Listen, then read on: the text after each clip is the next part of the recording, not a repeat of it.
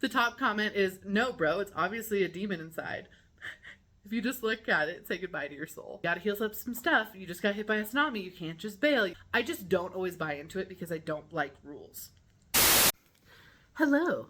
Welcome. I am super duper excited to kick off this YouTube series. A couple weeks ago, I got the idea for this, and I've been pretty hyped on getting to actually bring it into reality. So I'm tentatively calling this YouTube series Conundrum or Spiritual Conundrum. I don't know. If after you listen to this, you're like, oh, I have a much better idea for a name, please tell me, because I am not married to it in the slightest. And I'm just trying to figure out what I do want this to be called and this adventure that we're going to be undertaking together to be named, because I think it needs a name that's separate than just like my YouTube. So basically what I'm going to be doing here, if you're like, what are we doing? You know, those podcasts or like those YouTube video series that do read Reddit, like am I the asshole type conversation pieces and then discuss whether or not that person is in fact the asshole. Well, this is like that, but spirituality and no assholes. Basically, I went to Spirituality Reddit and I looked up some really awesome questions that people have around spirituality and the conundrums that they have found themselves in within spirituality. So think less along the lines of, oh no, I'm going to sneeze. No, I'm not. We're good. Think less along the lines of what do spirit guides do and more along the lines of like someone standing over my bed every night. What do I do in this situation? Actual spiritual conundrums or problems or interactions that they've had that me and my spirit guide team are actually going to chat on. And if this is your first time here, hi, welcome. My name's Emily. I'm a professional psychic activator. Basically, I just call myself a spirit guide overall. I do a lot of historical channeling. I have been in this industry a really long time, basically over 15 years. I've been psychic my entire life. Had some time away, came back, and now I spend a lot of time educating people about being psychic, how to be psychic themselves, how to activate their own spirituality. And I have experience with a lot of stuff, like a lot of stuff. And my spirit guide team is pretty vast and extensive. I work with a lot of different guides and deities, and I have welcomed them here today to help you all with your questions. So without any further ado, let's hop on it, shall we? First conundrum, or whatever the we end up calling. I don't know. I'm not married to the name, but it sounds fun of anyway. Okay, so this comes from Spirituality Reddit, and it says, "My BF found a pendulum in a cave. Is it safe?" Question. Hi, I don't know very much about pendulums, but I'm fairly acquainted with crystals and spirituality of that nature. So the last few days, my BF, I say in parentheses because we've basically been dating but haven't put a title on it, was in California on a camping trip. During the trip, he had gotten many little trinkets, and when he picked me up, he handed them all to me. He handed the pendulum to me last, and I immediately kind of freaked out. I asked him, "Where did you find this?" And he said, "It was in a creepy cave we went to." I said, "Do you know what this is?" And he said no. I tried to explain that it was a pendulum, and he apologized, thinking he did something wrong, and basically said that he thought it was cool and pretty and that I would like it. He jokingly offered to put it back, but the cave he found it in is pretty far from the city we live in. Later, he told me about the cave, how it was miles deep and really creepy. His brother was like terrified and didn't want to go further, and they ended up turning back because him and his friends were getting spooked out. My question is this safe? I know taking or stealing spiritual trinkets and whatnot is a big no-no. My friend says to cleanse it, but I don't have any selenite. Should I dispose of it? Should I cleanse it? Is it safe to have? Where should I put it? Any helpful words of wisdom would be nice. So that is the original question that OP posed. And honestly, it's a really good question.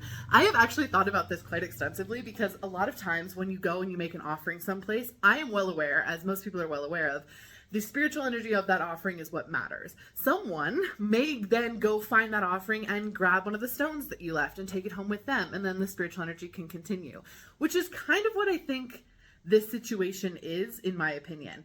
And I think about that a lot because I never pick up stuff that I see out in the wild like that in case it is an offering. I leave it there because I don't want to mess with stuff.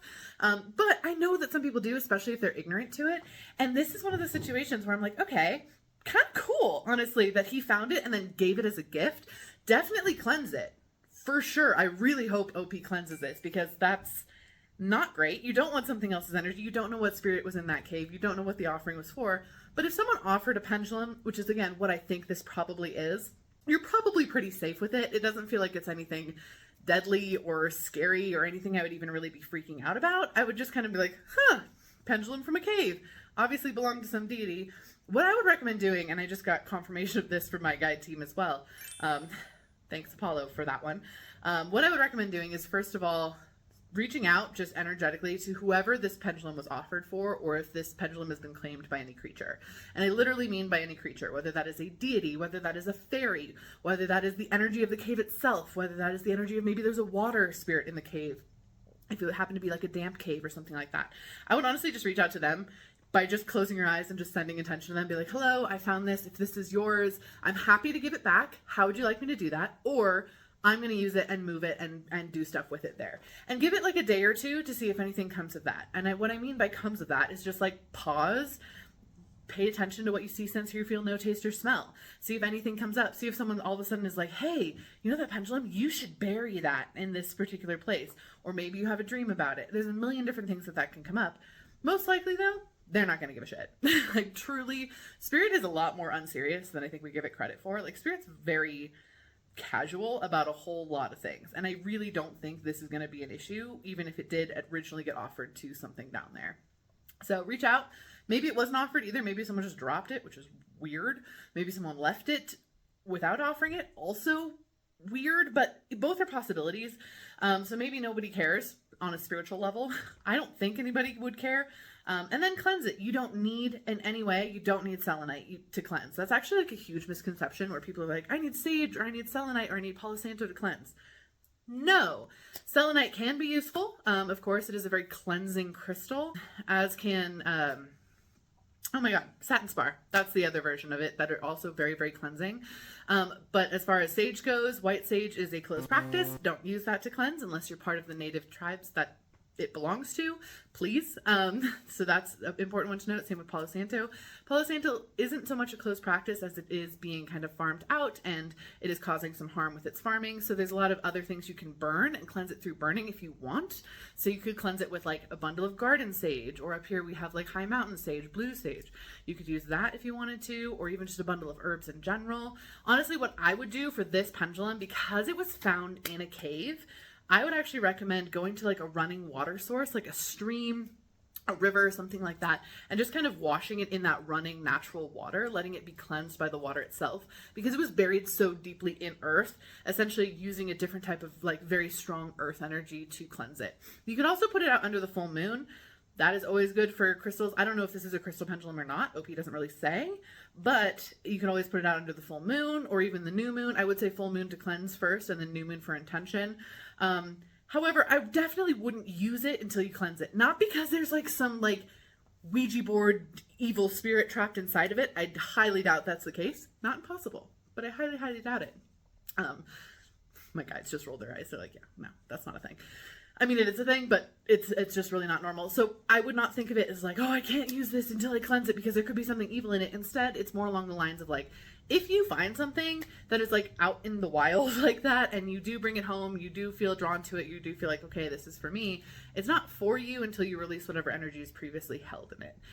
There's a million different reasons why that's important. For a pendulum like this, you're not going to get very clear answers until whatever energy was with it is released. It might be that the pendulum itself is like completely stagnant and has no energy left because whatever it was offered to took all the energy from it. Or it could be that it's filled with energy that's not you, so you're going to get really confusing answers if you use it. Do I think you need to get rid of it? Do I think OP needs to get rid of it? No. I think absolutely it's totally safe to use. But it's something that's like worth paying attention to in that way. So let's see what some of the comments say and see if they're aligned. It's always a mixed bag because it's Reddit, let's be clear. The top comment is, no bro, it's obviously a demon inside. If you just look at it, say goodbye to your soul.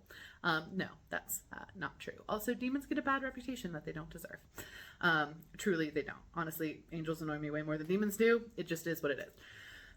Someone else said, and I like this answer a lot more than all the other answers that are on this post.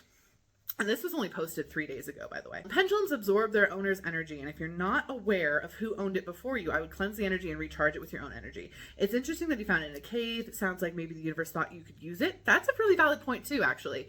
That's the other part of it. I'm really glad that this commenter said that because, yeah, maybe it was put there for someone as an offering for something, as a gift for the cave, whatever it is. But then it was actually given to the next person. The universe was like, hey, this is for you. You might want this or need this. And he saw it and thought of you, and that's really cool. And then, you brought it home. Like, I like that. I like that. Like, that's a cool point. That's a very good point. They said I would keep it, cleanse it, and then recharge it. And then OP asked how to do so. So we just answered that. Maybe, maybe not. I don't know if this OP will ever hear this episode, but if they do, that would be nifty. Okay. That was question number 1. I'm going to double check with my guides if they have anything else to say. Okay. Well, Hermes just popped in and said, everyone likes shiny things. You can't be expected to see a shiny thing and then just leave it there. That's why they're often tempting and traps. So there's that. I don't think it was a trap, but he's basically saying, like, of course you took it. It's shiny. I was really excited to do this question, honestly. I was like, this is super interesting. Because, again, people picking up other people's offerings is really neat to me. It's really neat. All right.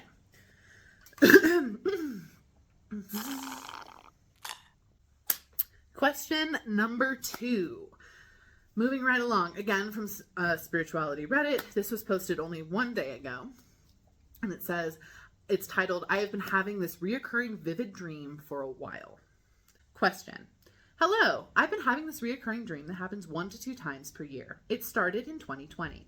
Every time it happens, I wake up exhausted and feels like I've lived another life. I'm not as spiritual as I would like to be, so I thought of getting an outside perspective. There are many different ways that the story plays out, but they all have one thing in common, that I'm desperately trying to get home, but somehow I cannot go home. I'll explain the first and then the most recent dream that I've had, but just know that the method of transportation changes per dream, i.e. via train, boat, etc. The first one was at an airport. The dream started off with me arguing with a man. Seems like he was my husband, but I'm not married in real life. We lived by the sea and a tsunami hit, but somehow our home had remained intact. I was watching a huge tide of water hit our home, but in the dream I felt calm. I then packed up everything I owned into a small suitcase and I left, though he was begging me to stay. I ended up going to the airport, but was told that, we're sorry, this place no longer exists. The most recent dream, and this is why I'm seeking out answers, it's because the last 2 dreams that I've had, the dream started to evolve. The second to the last dream, I had many people trying to go home with me via train. Usually, it's just me. And the most recent one, the language changed. We called it Where We Go to Dream. A sailboat was the method of transportation.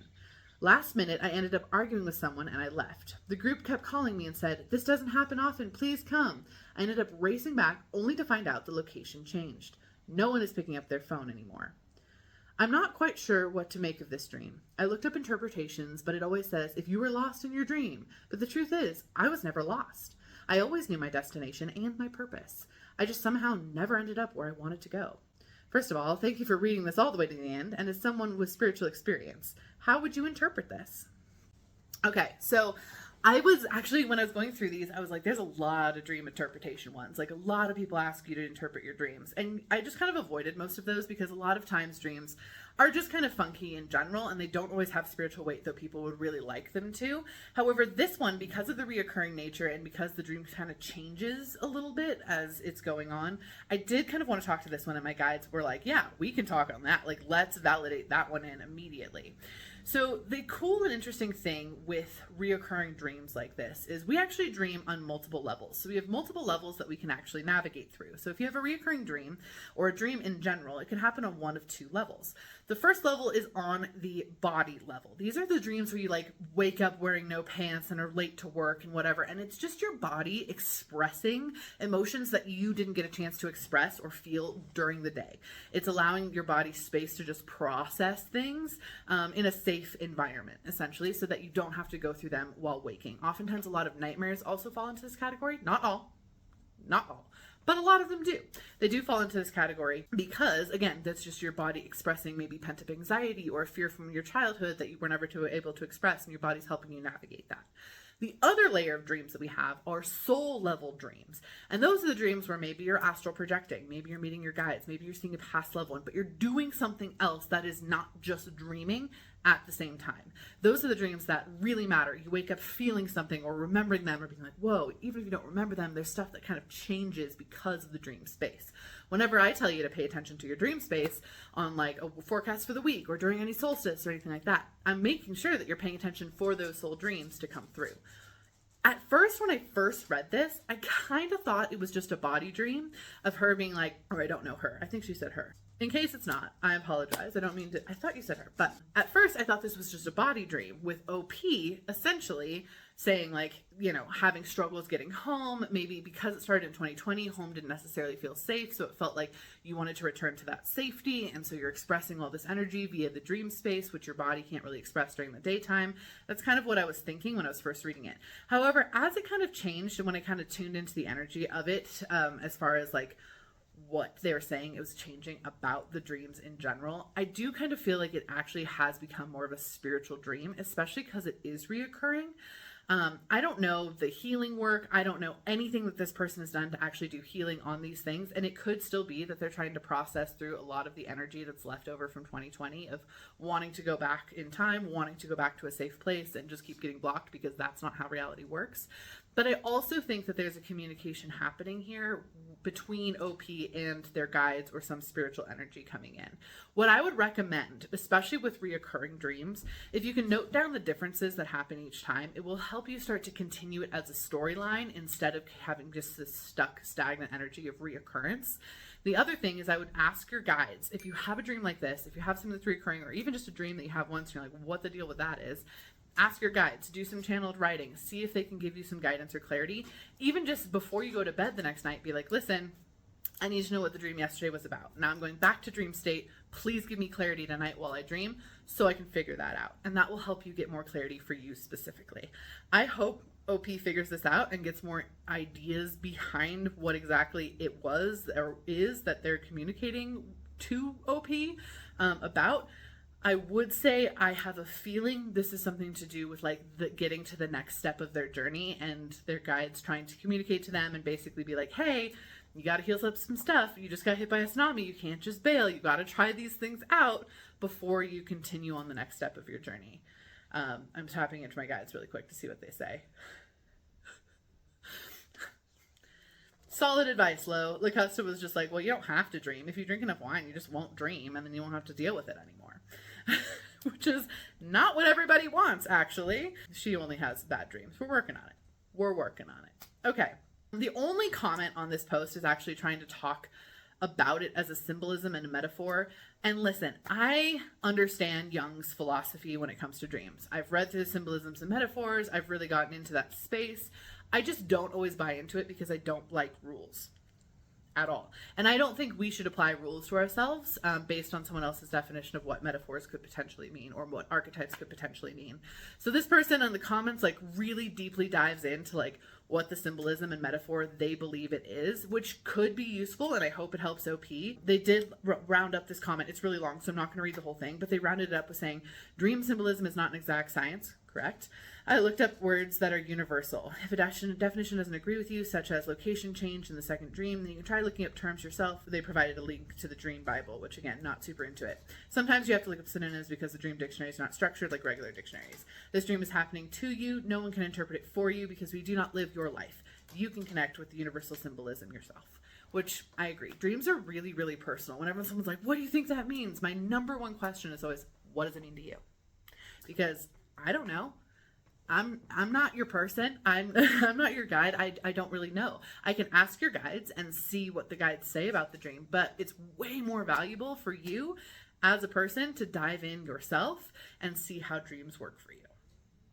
So I have one more story that I am actually going to save for Patreon, but it's about an evil eye bracelet and the pattern of it falling off, and it's a really cool story, but I am going to save that video for my Patreon. So if you would like to tap in and hear that story, or my God, I can't talk today. If you would like to hear me do that story and hear my guide's perspective on it, I would love for you to head over to my Patreon. Also, thank you to my Intuitive Initiate patrons, my top level patrons for being here and allowing me to make YouTube videos.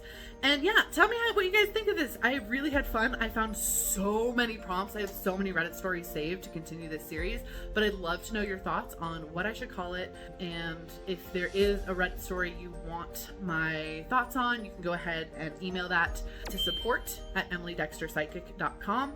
If you email that in, I will go ahead and look at that one and see if it's aligned with what I want to do with this, because I think it makes it a lot of fun. Also, would love to know your thoughts on either of those two things in the comments too.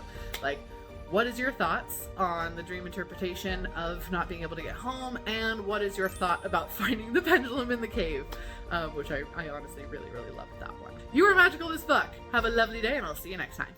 Bye-bye.